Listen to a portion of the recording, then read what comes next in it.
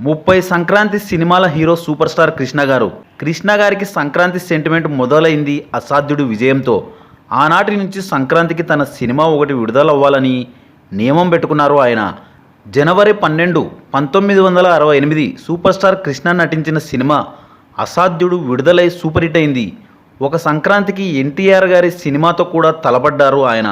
1977 జనవరి 14 సంక్రాంతి రోజున ఎన్టీఆర్ నటించిన దాన వీర సూరకర్ణ మూవీ విడుదలైంది. ఎన్టీఆర్ గారు దర్శకత్వం వహించి నిర్మించి దాన వీర సూరకర్ణ పౌరాణికంతో కృష్ణ తన పౌరాణిక కురుక్షేత్రంని ఎదుట పెట్టి ఢీకొట్టారు. కమలాకర కామేశ్వరరావు దర్శకత్వంలో కృష్ణతో పాటు శోభన్ బాబు, కృష్ణంరాజు, జమునలతో మల్టీస్టారర్గా తీసిన పౌరాణికం ఎన్టీఆర్ త్రిపాత్రాభినయం ముందు నిలబడలేకపోయింది. ఎన్టీఆర్ గారు 28 సినిమాలు రిలీజ్ చేస్తే కృష్ణ గారు 30 సంక్రాంతి సినిమాలు రిలీజ్ చేశారు.